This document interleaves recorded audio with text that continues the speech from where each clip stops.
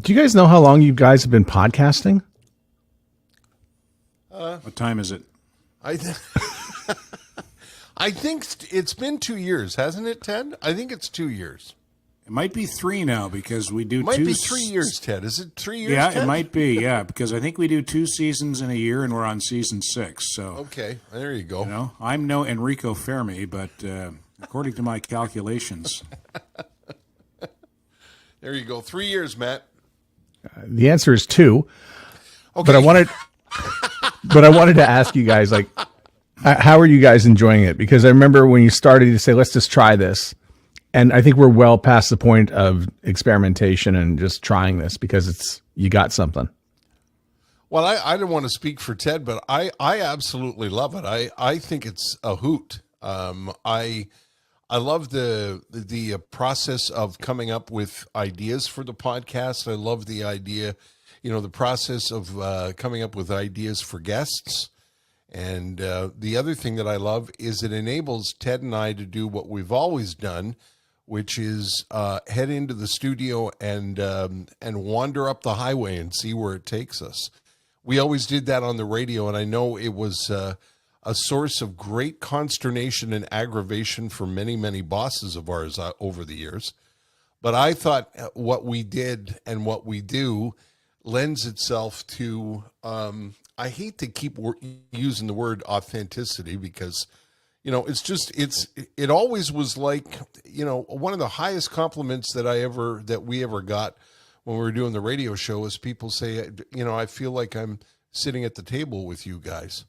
And we drag that into the podcast studio. And of course, there's no chains. There's no, I don't want to be dramatic, but there's no, what's the word I'm looking for, Ted? There's no fences. You just do what you want, say what you want, and damn the torpedoes. And Program like directors. yeah, there you go. Yeah. Well, you don't carry the responsibility of, oh my God, if I say that and oops, did I say shit? Oh God. Although I was listening with my wife, Jess, the other day we were driving to the airport very early, and it was one of my very first listens to morning radio in over 2 or 3 years. A, because I don't get up, and B, because I don't find there's anything on the radio. And we were listening to Willie, Don Percy's son. And I said to Jess, did he just say bullshit? And he did on morning radio in Canada's second largest English market. He said, oh, that's bullshit, and just kept going.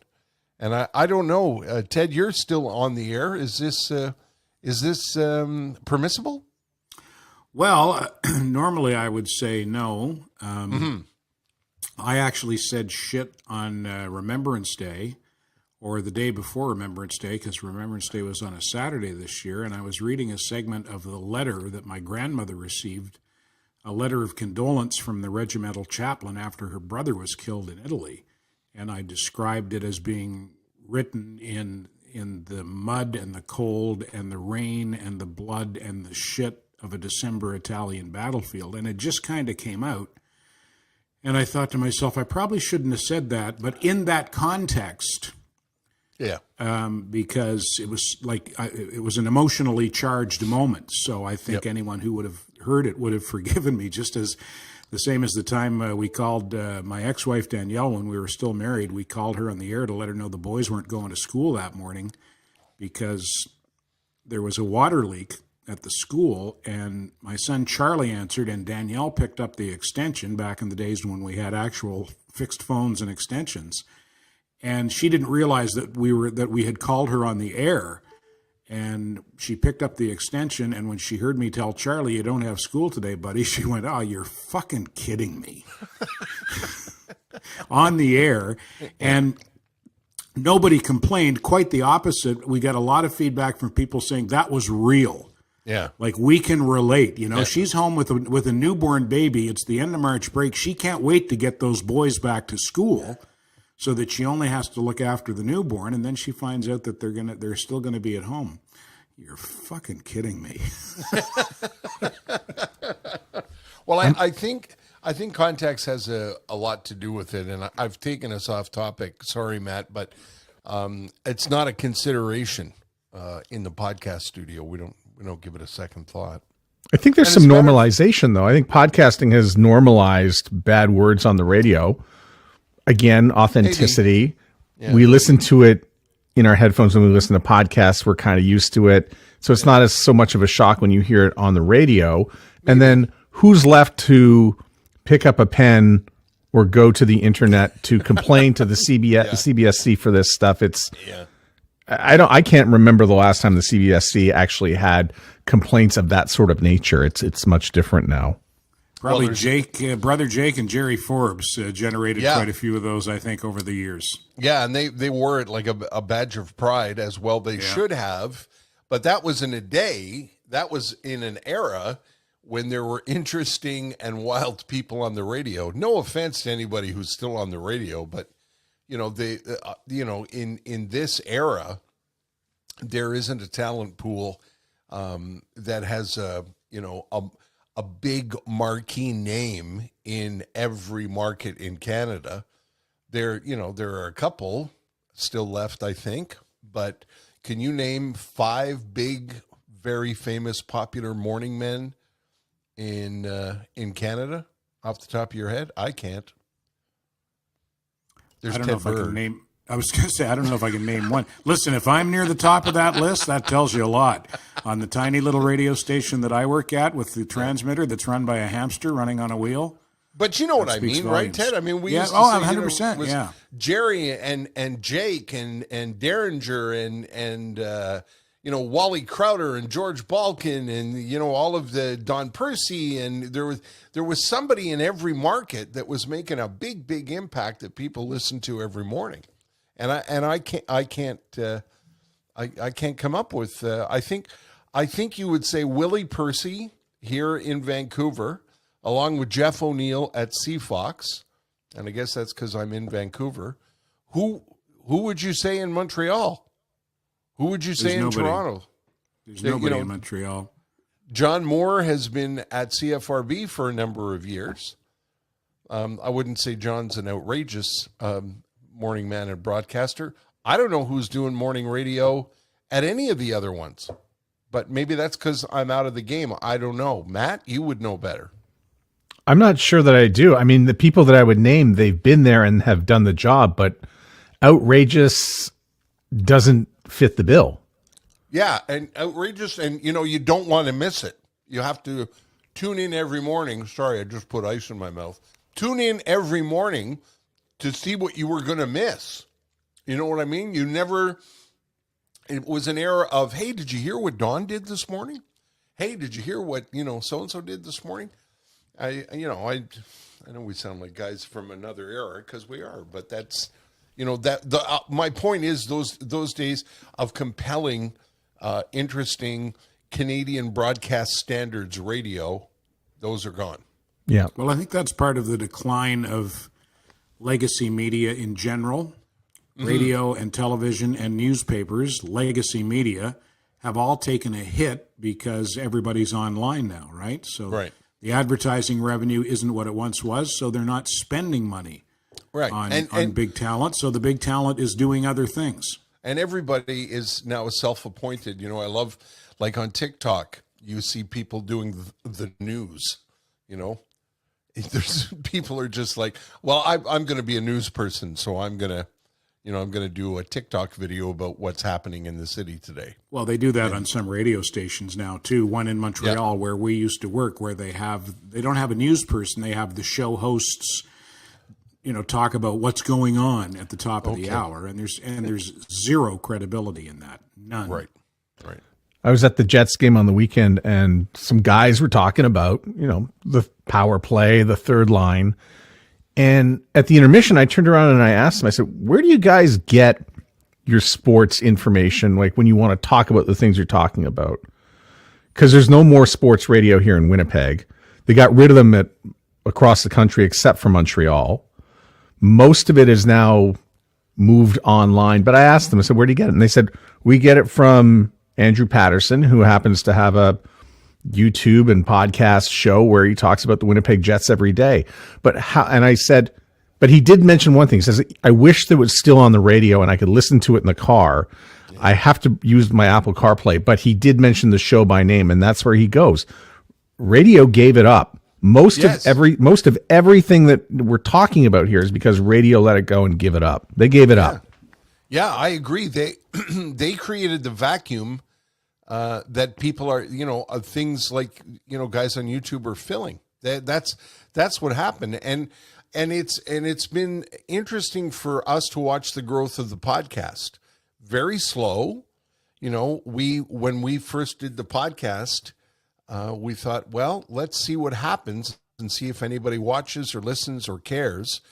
And slowly but surely, it much like my radio career. Ted and I were talking about this last weekend. I was in Montreal for a fundraiser that Ted and I hosted. And I was saying, both Ted and I are starting to notice, Ted has a lot of feedback from Lite 106.7, which is the radio station that he does the morning show for in Hudson, just outside of Montreal. But also there's a number of people that approach us and say, hey, I loved you guys on the radio and really enjoy the podcast. And we're just noticing, small, it's like when we first started to do the morning show years and years and years ago, you'd see little incremental growth and small signs. Somebody would say something, or you would get a letter, or somebody would stop you on the street. There are sort of small indicators that people are starting to catch on, and that's happened with us. With thankfully not just supporters but also advertisers. And I don't want to go into it, but somebody has talked to us about doing perhaps a live version of the podcast at a local theater. So those are indications to me that there's a growth period there. And in what Ted and I are doing is we're doing a Montreal focused podcast, because I think there's a giant space there that radio has left open. People are looking for entertainment or content about the city that they live in that used to be the driving force behind radio that radio has abandoned. And it seems to be, we're not going to sell our podcast to Amazon for $80 million, but it seems we're not. To be, are you sure? Yeah, the guys at Smartless already got that money, Ted. Okay. But it's locally supported by local advertisers and local listeners, and that's what radio used to do. Well, you're doing all the things that I would have advised against when you started the show. Yes, and that was to do it geolocal, but you went and reestablished it. And to your point, Terry, there's a big giant hole in the market. And also, Ted's in the market. Yes. And Ted, you're doing a show live every day, and then you do this podcast with Terry. You're doing both. I mean, how do you see the difference between the two in the Montreal market? Because you have to speak to one set of audience live and then the other on demand.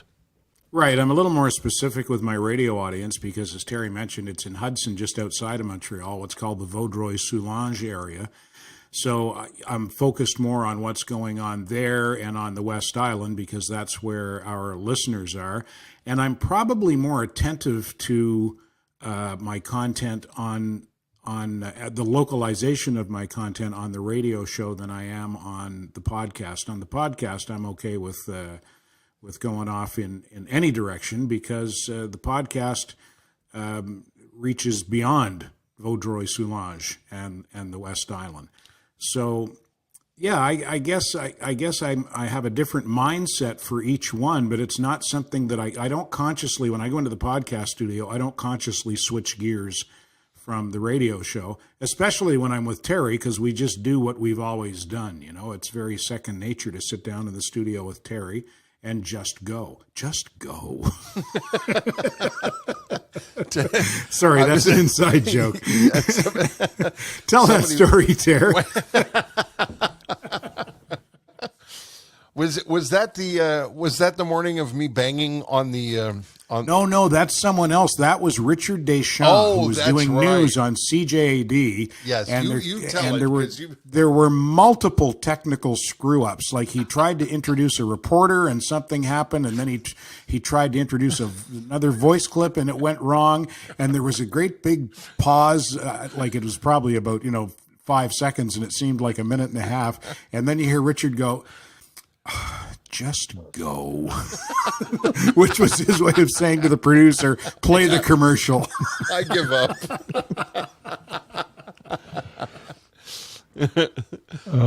What? How did that come up? What were we talking about? I was about to say something. Well, we were talking about Matt had asked me about the difference between doing the morning radio show and then doing the podcast. Yeah. There's something that's I don't know. Maybe it's just the way I'm made, but there's just something really special about sliding behind a microphone, whether it's on radio or to do a podcast. It's communicating and telling stories has been what I've done my whole life for a job, and it never felt like a job to me. So the podcast, especially for a guy who I couldn't get hired, anywhere in the business today, not because I've done something criminal, or not because I'm no good at what I do, but the business has altered its direction so that there is not room for people who are experienced and had a good run. Those people have all been pushed aside. So it's even more special to me that, I can pop into the studio with Ted, even if it's just twice a year, and have a little bit of fun, because retirement ain't all it's cracked up to be. It's also gratifying that the podcast is getting traction, because it's such a different landscape and a so much more cluttered landscape than the radio. I mean, everybody's got a podcast now, and everybody who wants to have a podcast can have a podcast. So for us to actually see the kind of growth that we've had and get and retain the sponsors that we have is really gratifying. And the sponsorship thing goes back to our radio days. Those are relationships we established when we were on the radio, in radio's heydays, and those are people who still believe in us. And maybe that should say something to the people who run radio stations. You would think it would. If a couple of guys like us who've been around since Christ wore short pants can still retain sponsors who were part of our show, 30 years ago. If making money is the name of the game, why would that not resonate with them? Well, one of the things that I love about the sponsors is they've always trusted us. They've always trusted us to deliver their message, and they've always trusted us to reach an audience. And a couple of them have said, whether you guys are reaching, because a couple of them jumped in at the beginning not knowing what was going to happen. And a couple of them said to us, listen, whether you guys reach an audience or not, you guys make great brand ambassadors for us. Like one of the car dealerships that is one of our sponsors, Jaguar Land Rover Laval, they like the idea that we're a good brand representative for them, and that's a really high compliment. And the other thing that about it, again, to go back to what Ted was saying about it catching on and what you were saying, Matt, about you would have advised us to go entirely in the other direction. That's what I said to Ted. Ted was mentioning there are just so many people out there with a podcast. And when we first sat down, I said to him, listen, we can't compete with Joe Rogan, Mark Maron, the guys in SmartList. We don't have those Rolodexes. We don't have those connections. Why don't we go looking for an audience that's looking for us? And it seems to have worked. A lot of people talk about the future of podcasting, and it's been kicked around like geolocal. How can you have a geolocal podcast when you're putting it out there for the whole world? And, I'd look at a slogan for maybe what your show could be. It's for Montrealers, but it's also for ex-Montrealers Yes. who want to stay in contact. I haven't heard from Mitch Garber in years.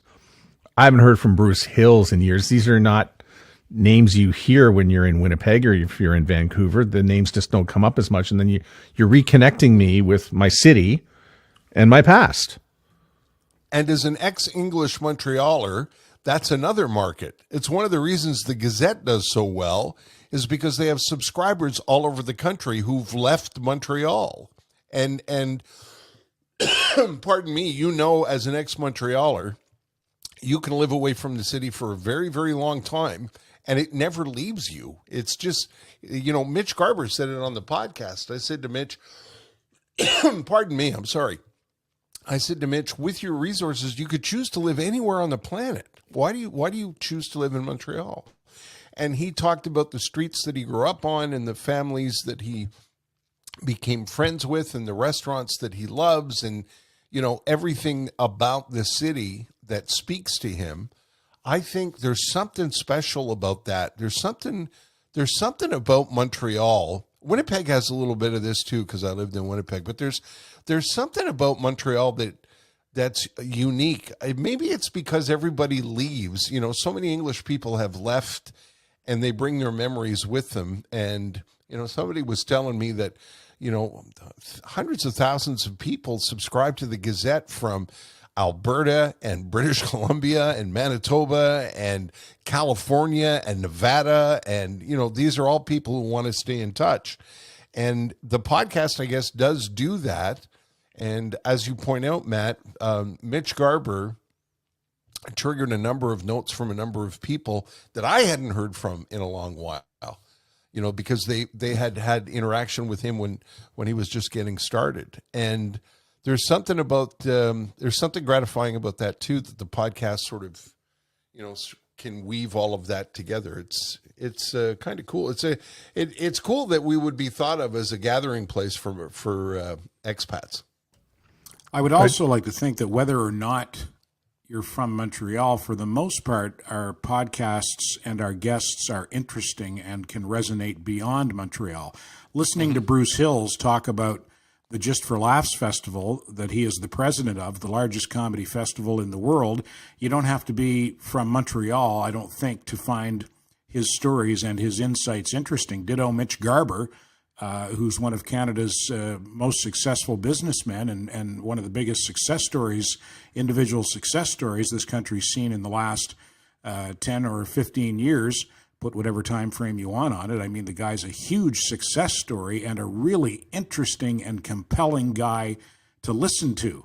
So, it's not like we're talking to Kenny, the paper guy on Crescent Street sort of thing. Remember Kenny? I do.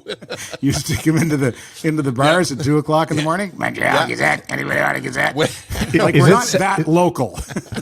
But is it sad that I know who Kenny is? Yeah, it is, no, yeah, not at all. yeah.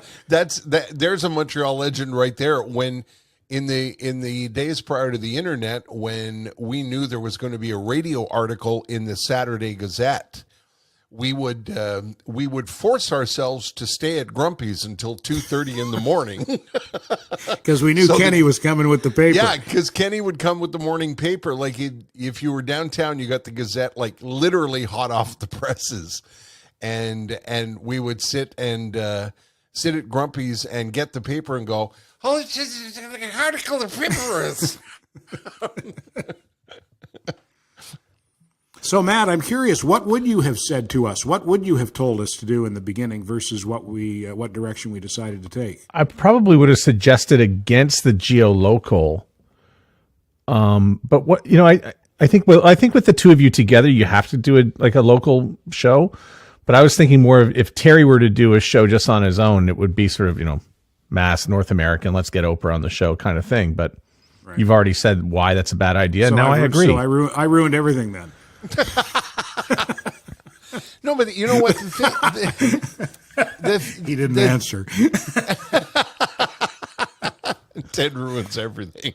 No, I think, the thing about that is this goes, this goes back to all kinds of different different eras and different stories, even in broadcasting. Like when Howard Stern came to Montreal, I remember friends of mine saying, "Oh, wow, what are you going to do when they let you go? You know, where are you going to work? What's going to happen to you?" And I say that because the idea that I could do a podcast and call, I don't know,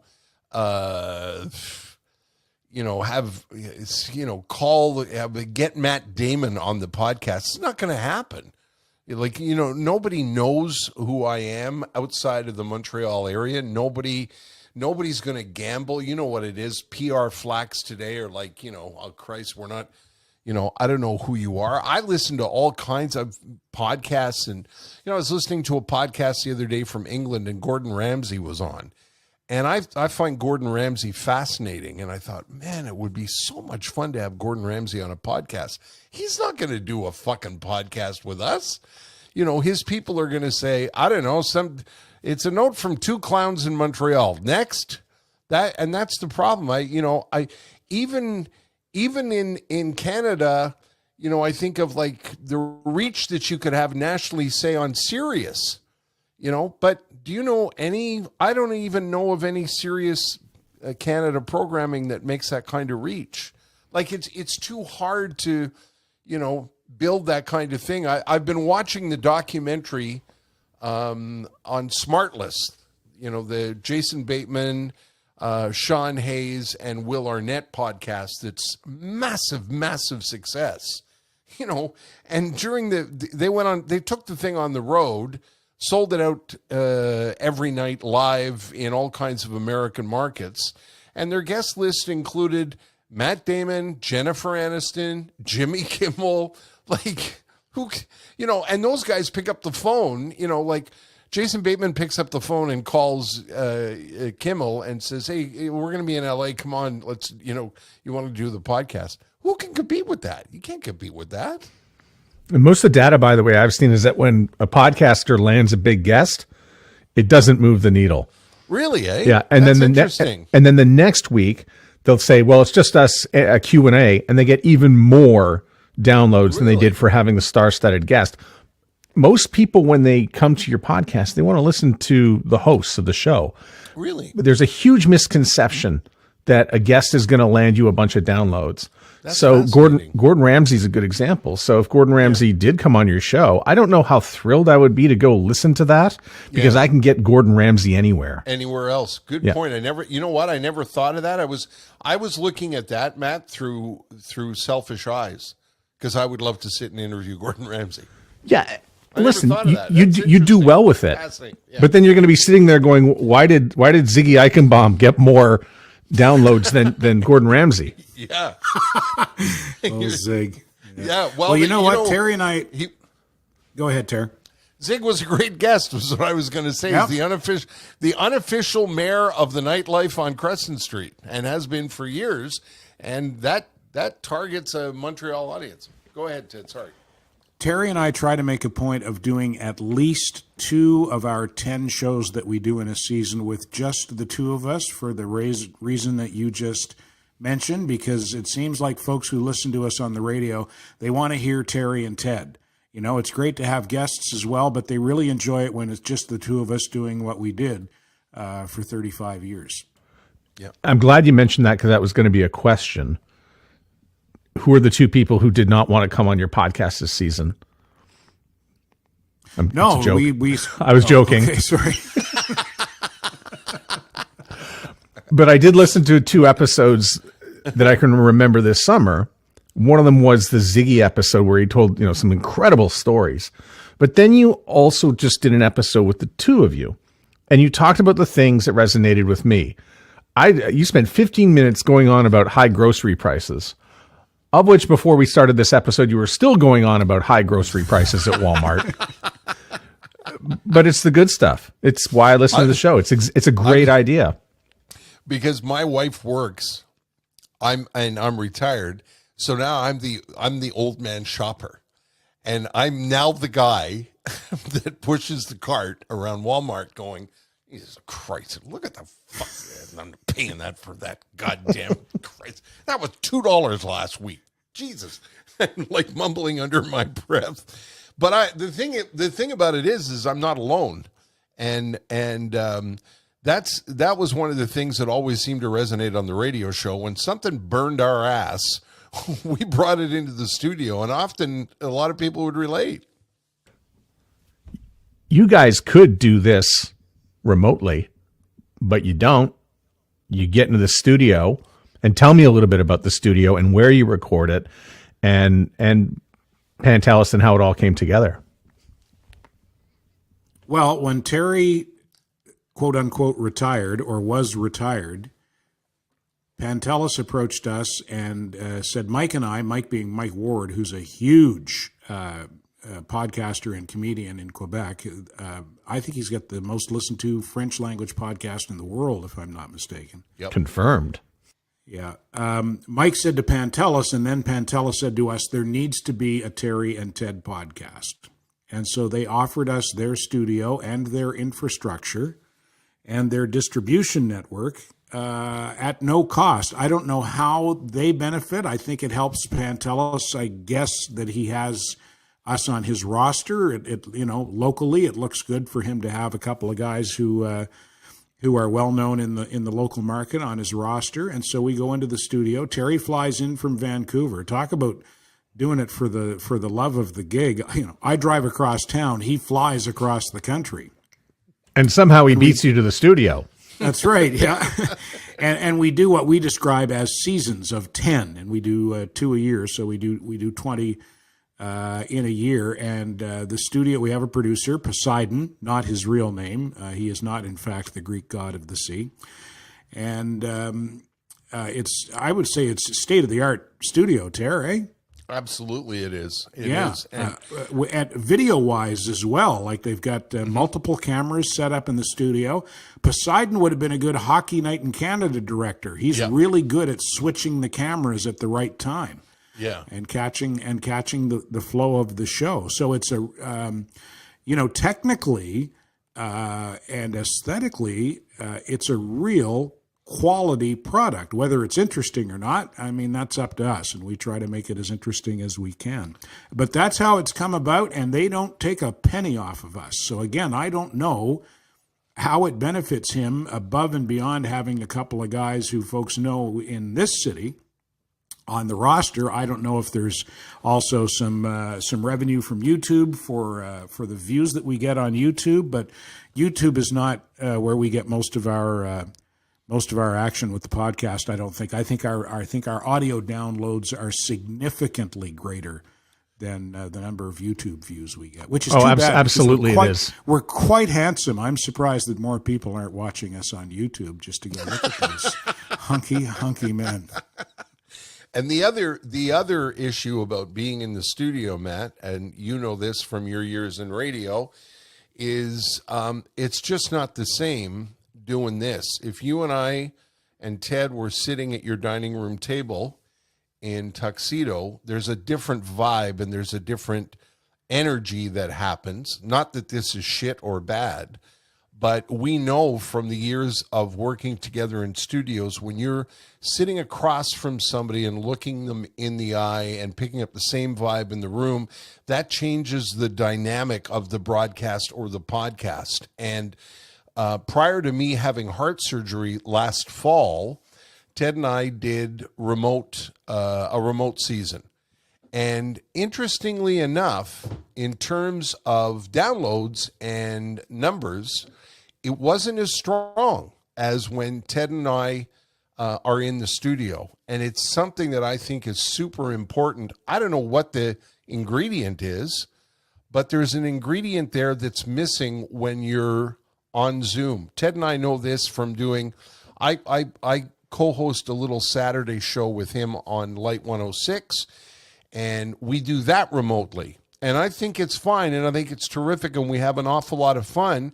I come up into this room where I am now, and as you can hear, there's nothing wrong with the quality, and the sound is good, and it sounds like we're in the same room, but we're not. And Ted and I, when I was in Montreal last week, we made arrangements to record that show because it's a pre-recorded show. We made arrangements to record that show in the Lite 106 studio, and Ted and I said after we were done, Ted was driving me back to the hotel, and Ted said it's just different when we're in the same room. So I think it's better. important. It was better. Better. As you say, yes. Terry, this is good. This is good. This is fine. But it was better when we were together in the studio. What I really don't like, and this is a direction radio has gone in, my co-host on my morning show works remotely, and there's no cameras. I don't see him. I only hear him on my headphones. He's broadcasting from his house. And that gets clunky sometimes, and I don't like it. I don't like it. I would like him to make the drive in to the studio, but they don't force him to, so he doesn't. And I think that the quality of the show suffers as a result.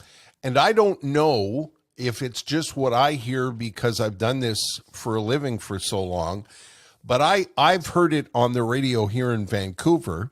There's a particular station that has the girl doing traffic for the morning show, and she's at home. And I know she's at home. And she sounds like she's at home.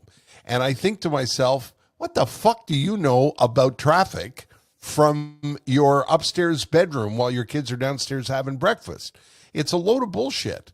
And I can hear it, and it's, for me, it's a tune out. I think, I've always thought of, morning radio should be the gang at the table.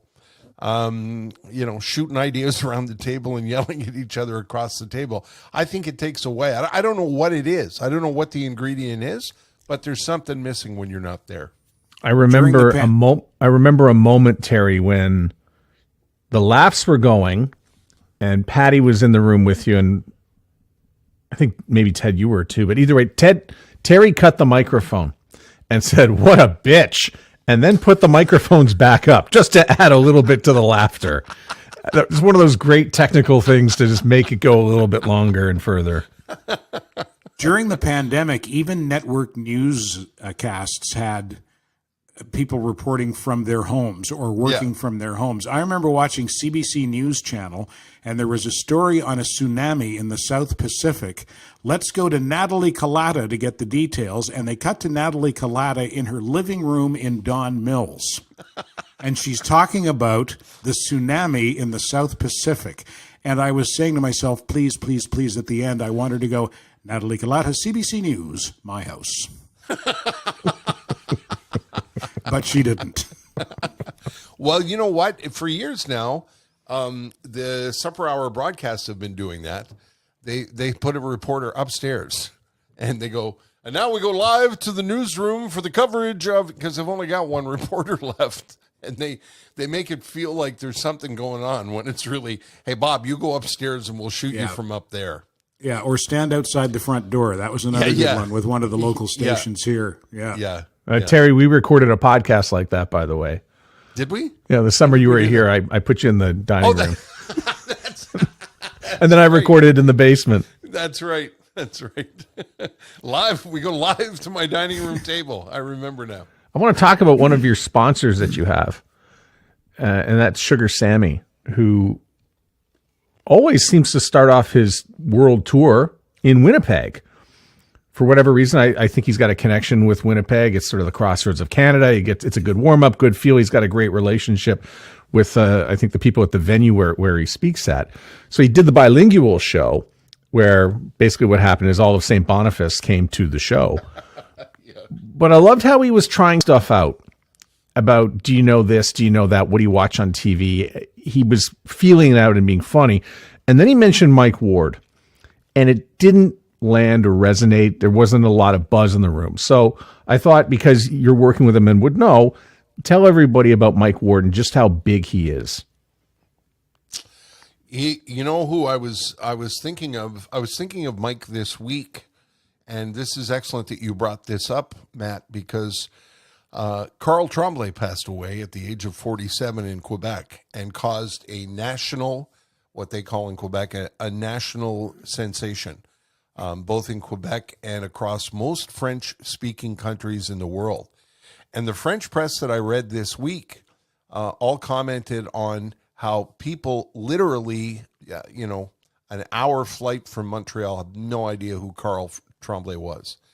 and he was, by the way, he was a big pop star with a band called the Cowboy Frigant. Les Cowboy Frigant. Thank you. My accent went away there.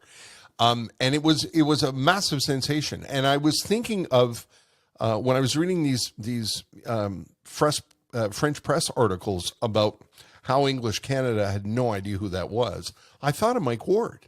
I thought Mike Ward can't walk the streets in Montreal. Well, he can walk the streets, but he gets recognized everywhere he goes, and is so widely known across the world where there are French-speaking people.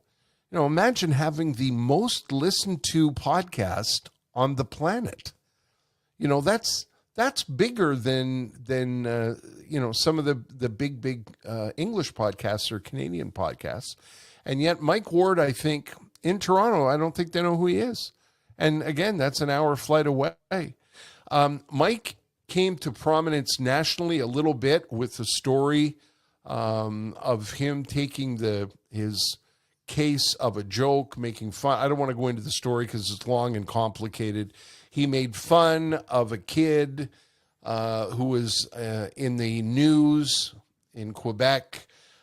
Told the joke. It was a kid with a disability, and Mike didn't make fun of the kid. He made fun of a circumstance that the kid was involved in, and the kid sued him and won. And Mike took it all the way to the Supreme Court, and that's where Mike won. Mike ultimately won. Mike won. Sorry, Terry. Yeah. I just thought it was important to point out, and it's an important element of that story. You're right. He did not make fun of the kid. He made fun of the circumstance. Yeah, I misspoke. You're right about that, and Mike would have jumped all over me for that because that's a big part of the story, and I had it wrong. Anyway, I think people across the country may have known him as that comedian who took his case to the Supreme Court, but they don't know him like the way Quebecers know and love him. This guy is, what would you compare him to, Ted? I was going to say the George Carlin of Quebec, but that's not really fair. Yeah, I don't know. He has his own style. He doesn't emulate anyone. He's got his own style. And the thing that's interesting to me is I think he's just as funny in English as he is in French, but for whatever reason, he hasn't caught on across the rest of the country. That might be because he hasn't really made the effort, because he can do so well here. Yeah. He makes a killing in Quebec. He doesn't need to go to English Canada to make a living. He does well enough right here, but he's as fluently bilingual as you can possibly be. If you met Mike, you wouldn't know that he is mother tongue francophone. He speaks English like the three of us speak English, possibly even better sometimes. Yeah. You're probably right about that, Ted, because he hasn't made the he hasn't made the effort. I don't know if it's the word effort is right, but he hasn't put a plan together to conquer the country, and he hasn't had to. No, and as you point out, anybody who knows the Quebec star system knows you don't need to do that if you don't want to.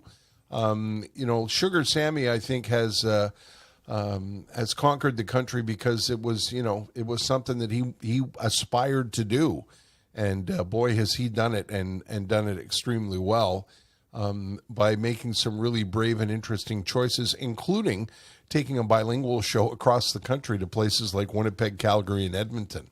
I think that's really, really fascinating. But that might be the difference. May be right there, Matt. As Ted points out, Mike doesn't need to, and maybe hasn't wanted to. It feels like a lot of effort for no apparent result.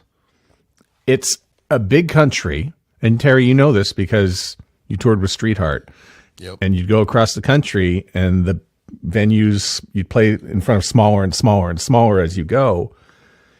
I see this with podcast numbers from really popular Toronto personalities, and even those who have some national personalities as well. If you weren't on the radio in that market, your podcast doesn't do very well. Right.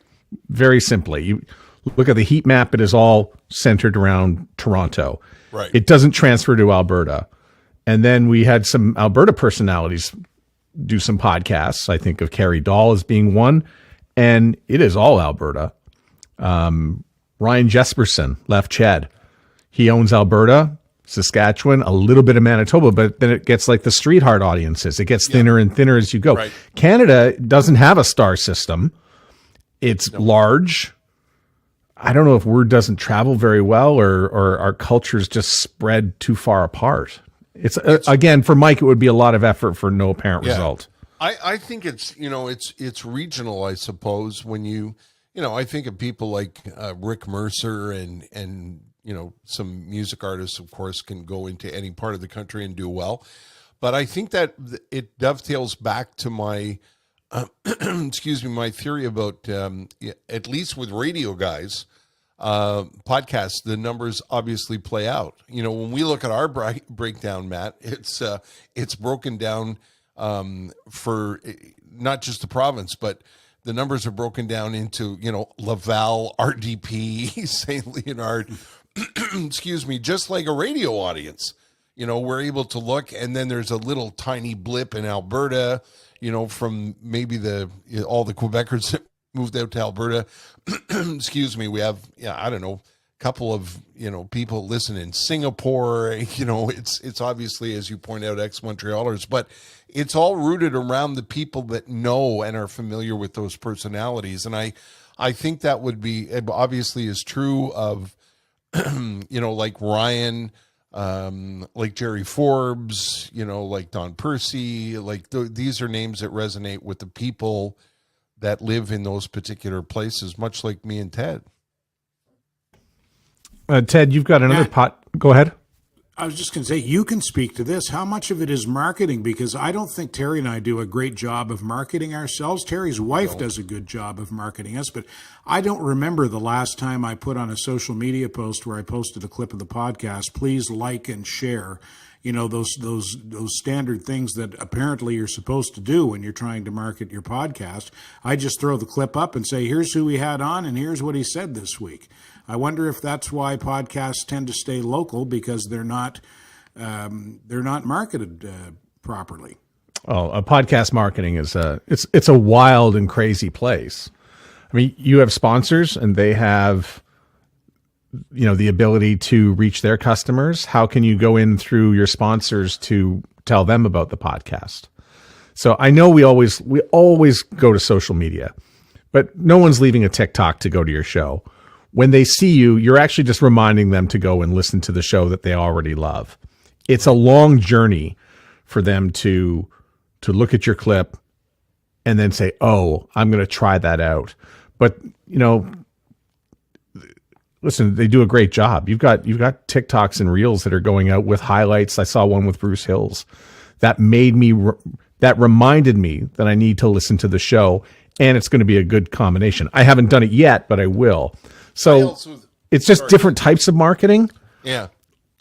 I also think that, and Ted and I talked about this last weekend when I was in Montreal, I also think we can do and should do, my wife said we should have a banner up. We should have a banner manufactured and have a banner up at Strangers in the Night, where there's a big collection of people who are our target audience, and become, sort of a co-sponsor with an event like that. And the other thing that we toyed with doing that we ended up not doing just because it was a little bit expensive at the time was we wanted to buy traffic tags on CHOM, the radio station we used to work at. Traffic brought to you by the Standing By podcast featuring Terry and Ted. And I got a kick out of the idea of that, but I wasn't sure how effective it would be.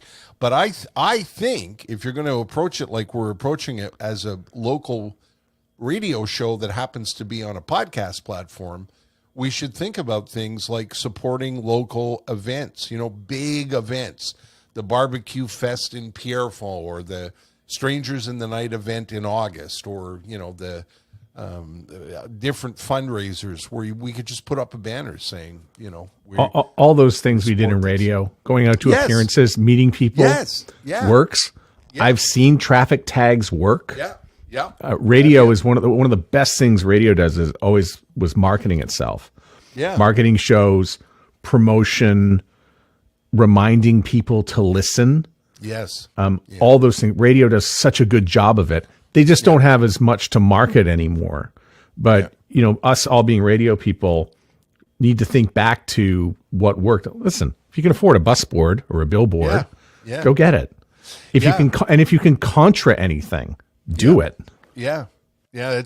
And also we noticed it the other night at this event we were hosting. There were close to 600 people there, and we shook a lot of hands and spoke to a lot of people, and a lot of people had nice things to say about the podcast. And it reminded me of the early days of trying to remind people that we worked in morning radio. Hey, don't forget to listen. We'll say hi to you Monday morning.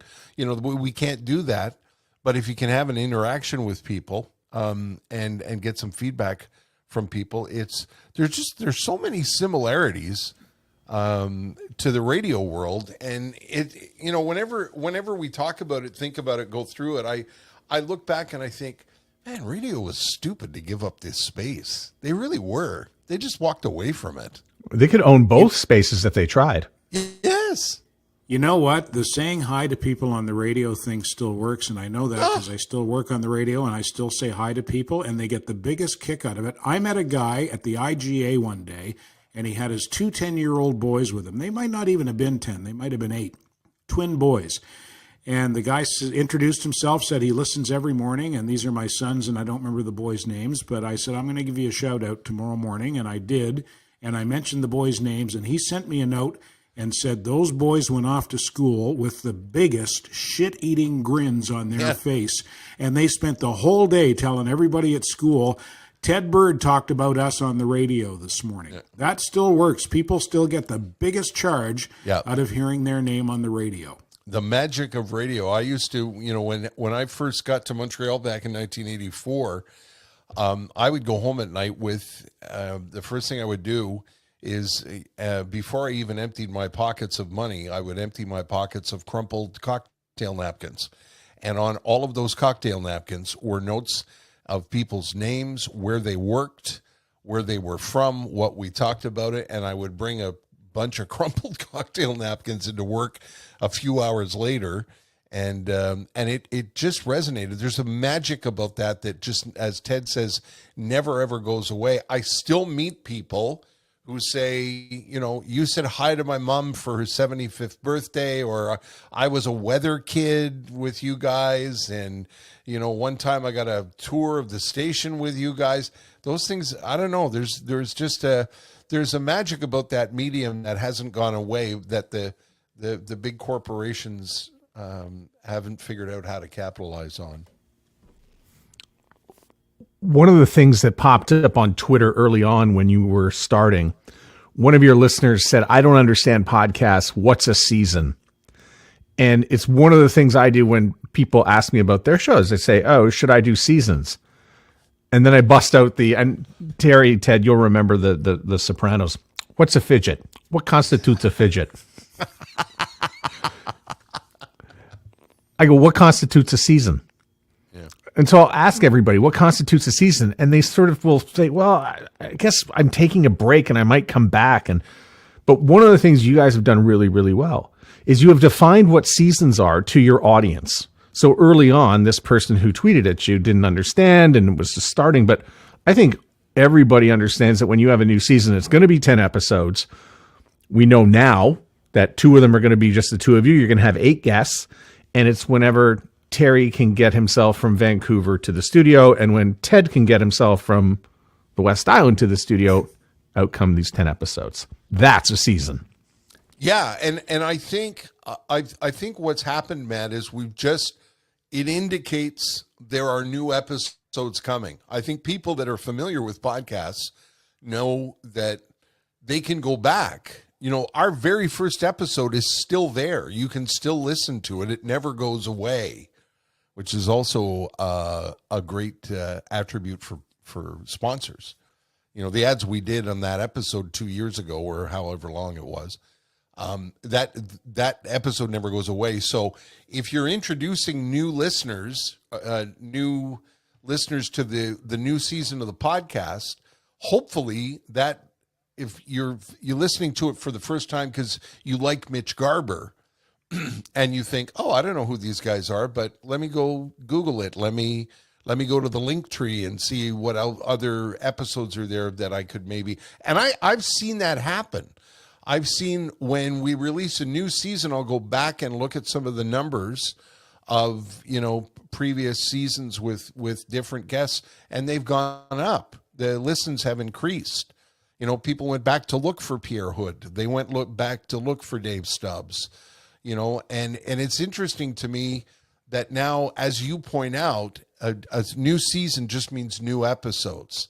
That Ted and I got together for, as you point out, 10 episodes, and there will be 10 new ones there. And when there's a new season, that's 10 new episodes, but you can go back anytime. I'm still puzzled by some people that say, what time's your podcast on?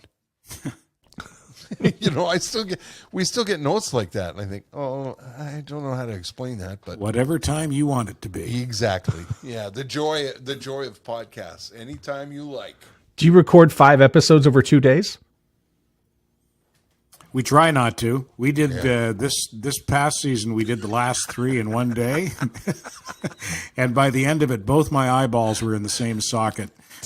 And Terry was sitting across the table laughing out loud at me because I was so shot. Because I've known Ted so long, and I sat across him for so many years, or across from him for so many years. There's just kind of a look, and the lids get really sort of metal garage doors. And they just and he's not sleeping, but he's not there. Tell him the story about the comedy show the other night. Yeah. Right at the end of the comedy. Snorted. We were so tired. Well, both of us, the show was too long. It was a 3-hour show. That's too long for a comedy show. Yeah, it's literally people were running for the exits. Yeah. When I was reading the raffle numbers at the end of the night, people were like, bye, and running for the exits. And just before the headliner was coming to an end, before he was wrapping up his set, he said, Ted and I were right backstage, right behind the curtain, and Ted couldn't hear the headliners say, just to wrap it up tonight, I'm going to do another song. And Ted looked at me with horror in his eyes and went, did he say he was going to do another song? And fell backwards like, Jesus Christ, don't sing a song. I got to go home. And the look of horror in your eyes. I was kind of leaning against the wall. Yeah. Is he going to do a song? Did he say he's going to do a song? And maybe it was a had to be there moment, but it was reminiscent of, for years and years and years, and Ted's still doing it. I don't know how he does. I think it's because he keeps himself in such great physical shape. Every morning at 3:30, it catches up with you eventually. You get that sort of look in your eye like, oh my God, I have to lie down like right now. Yeah. I've asked Terry this question before, Matt. How many long-term radio morning men can you name who live to a ripe old age? Not too many. Or how many long-term radio morning guys who have not had any medical issues? My wife talks about this all the time. Talks about, I think mine was, it obviously had something to do with genetics, heart valves. That was my issue. But also the lack of, what science is telling you about how important sleep is to the health of your heart. When you look back on it, there's a lot of guys who were big, famous morning men who some of them dropped dead, didn't make it into their 70s, or who were stricken with all kinds of different things. Again, it's not, you don't work in a coal mine, but sleeping 3 hours a night for 35 years is not a good prescription for good health. Sleep deprivation is a real health factor that you probably don't hear enough about. And you don't give a shit about when you're 35. You go, yeah, Well, yeah, whatever. yeah. You know. Yeah. And then kicks you in the heart. Well, I think it is a disproportionate number of on-air people. And Terry, you're one. Bob Steele's another. Drex in Vancouver. This is what Jess was saying. Yeah. Yeah. That's just in the last year that I can. Scruff Connors. Yep. Just tons and tons of them. Well, Ted, that's depressing. I'm sorry I brought it up. Ted, how's Sam doing? What's he doing? Podcasting? Sam has a podcast or two that he does out of the studio. Well, one of them he does out of the studio at what used to be Ryerson University, but is now Toronto Metropolitan University because Ryerson owned slaves and was a horrible, horrible man, apparently. He does one called Bird Core. That's his own podcast. I don't think he does that from Ryerson. I think he does that from his own studio. And he works at Elevation Pictures in their promotions department. That's his foot in the door to what he wants to do. He wants to be involved in television and filmmaking. I think ultimately he wants to be what's called a showrunner, which is what it sounds like. I think it's someone he wants to create and write and oversee television series and or movies. And I think he's got the ability to do it. And the talent. Yeah. Yep. And the charm. And he's a very, very bright, very, very talented young man. And Ted and I both have reservations on his private jet because that's coming. Yep. He's So very emotionally mature as well. That's what I think is going to serve him well in a business that's full of emotionally immature people, and I'm one of them. He's very emotionally mature. He's really emotionally and psychologically solid. Like, I aspire to be more like him. I really, really do. Yeah. And I think that also is going to serve him very well. He doesn't flip out when he breaks a shoelace. No, sir. He doesn't flip out ever. No. I mean, so often I'll ask people who come on this show, what was it like growing up in a broadcasting household? Now I get to ask the reverse. What's it like having a kid, a son, who is starting down a path of broadcasting or media, as it were? I'm glad you see that. Sam is also in the new Drake video. Did I tell you that, Ter? I've seen it. You did. You did tell me, and I follow him on social media, so it was pretty cool. Yeah, he's the guy wearing the dog mask and marching down the long dark corridor. He's the bulldog. Yeah. He knows the producer. That's how he got that little gig. And Drake was not on the set the day that Sam shot, but I just thought it was the coolest thing. You don't know it's him because he's wearing a mask, but I just thought it was the coolest thing that he was on a Drake video. And that's how you get going. That's exactly how you get going, is exactly what he's doing. Sam's not at home complaining about the rent and how expensive things are and blah, blah, blah, blah, blah, blah, blah, and you can't find and nobody helped me and blah, blah, blah. He's out there and he's digging in and getting it done. And that's, Bruce Hills talked about this on our podcast, which is up now. He said, when opportunity knocks, jump on it. Well, it doesn't matter if you're working for free, and I think Sam did work for free for a little while. And you meet people. Bruce said, all you need is momentum. Yes, yeah, and I think Sam's already building that because that's what happens. A producer says, "Hey, you want to be the bulldog in the Drake video? You're fucking right, I do. I'll be right there." That's as you said, Ted. He's on his way already. I think. We love him. Yeah, I sure hope so. He's light years ahead of where I was at his age. Yeah. How old is he? 24. We are at season 6, episode 5. My boy. We're at season 6, episode 5. Season 7, sometime 2024, we'll say, who do you want to have as a guest? Wish list. And we're going to mention this because people who are listening to this podcast, we're going to will them on. We're going to make it happen. Okay. All right. We're going All to put it out to the universe, as it were. Mm-hmm. Who do you want as Ted? a guest? I haven't even thought of it yet. I haven't even thought of it. Ted and I usually have a sort of, I can't call it a meeting. We have a conversation. And we begin writing down ideas. I would, you know who I would love to have on the podcast? I would like to talk to Guy Alapage of Tout le monde en parle. I'd love to have him on the podcast to talk about his pathway to, for people who don't know, it's one of the most watched television shows, live television shows in Quebec every Sunday night. And I find him fascinating, and I find that whole story of that Tout le monde en parle, I find that very, very interesting.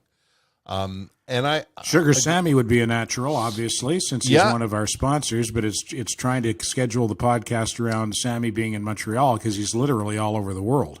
Yeah, and we wanted to have him on this season 6, and the dates just wouldn't line up.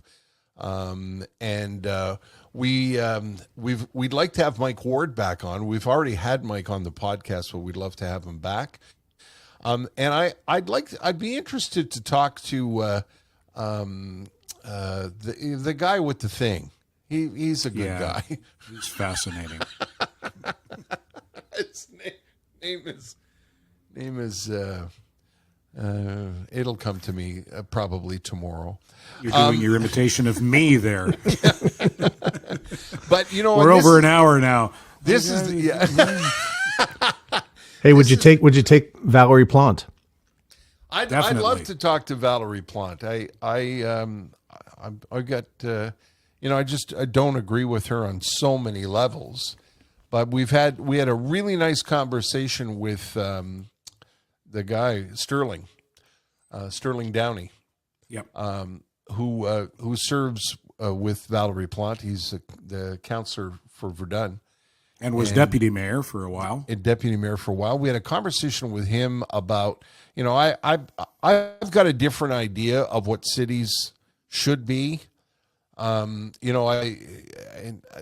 guess because of the era I grew up in, I don't agree with a lot of what goes on, and I don't agree with the direction that they've taken Montreal in. And it's too late. Montreal has completely changed. They've changed it. And I would love to sit down and talk to her about, what it is she's doing and why she thinks it's the best way for Montreal to go, the direction that Montreal should go in. And listen, what do I know? People keep voting her in, so I guess that's what Montrealers want. But it's a new, I don't know, it's just a new way of looking at cities that I don't like. I like cities that are big and electric and fast and, and they want, they want cities that are scooter driven and full of unicorns. That's not my thing. I would love to have, I'd love to have a chat with her.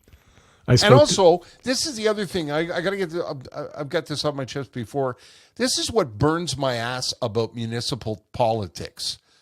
No one elected you to save the planet. Does the planet need saving? I'm not denying that for 1 second. But you're the mayor. You're the mayor of the city. Make sure that the roads are open, the garbage is picked up, that the pipes work, that there's water coming into the sink. Make sure the city runs for its citizens. Your projects about straws and bags and scooters and unicorns and apple picking and ponds in the middle of the city and, trees and everything that you're going to do to save the planet. I don't think that that's the mayor's purview. That's just my personal opinion. Somebody else should be looking after that. The mayor should be running the city. But take care of your own backyard first. Thank you. I'd love to have her on to talk about it. And I got a little bit of a chance to have that discussion with Sterling when he was on too. I spoke to Sugar Sammy, who said August 2024 would be the time that would be the window I would be allowed to interview him on the podcast. Excellent. He gave me a window, and he said Excellent. this would be in advance of his 2025 tour. And I said, who plans that far ahead? Oh boy, he does. Apparently he does. Yeah, he does. He's. It's really fascinating talking to him because we've become good friends and have been friends for a while. Sammy was remarkable with regards to my wife when I was in the hospital and flirting with death. Sammy was he was amazing. He checked in with her morning and at night. And when I got out of the hospital, Sammy happened to be coming through on tour, and he said, "Listen, I'd like you to come to the show, only if you're up to it." Blah blah blah. And it was about a month or 5 weeks after I was out of the hospital, and he gave me 2 seats on the aisle. So he said, if you want to leave, if you get too tired, just go. Like, he's such good people. He's such a good, decent human being. And so whenever he comes to town, he was just in town in Vancouver about a month or two, maybe 5 weeks ago, doesn't matter. And we wanted to have dinner, but that was a dinner that we planned like 3-4 months ago. He said, I'm free on this Sunday or that Monday at this time. It's all so, like, he knows where he's going to be, and he has to be, because not only is he, a touring comedian, he's also a very big TV star in France. So he's got to be, you got to plan that shit way in advance, I guess. Thank you, by the way, for getting diverticulitis back in 2004. No problem. And because what happened was he came in to co-host the show morning show with me.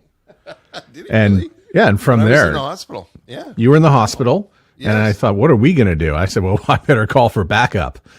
And he had some shows, and he just came in and he'd do, 20 minutes, a half hour for about, for 3 days. For the 3 days we were in the hospital. And then from there, I went to Winnipeg, and then he had 10 days in the middle of January. And it was, as advertised, it was like minus 40. Yeah. But he came down to Power 97, did, half hour every day, an hour every day.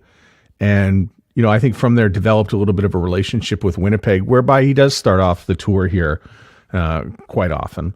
But, since then, I'll send him a text, and I'm waiting for him to say, "Who's this?" He doesn't.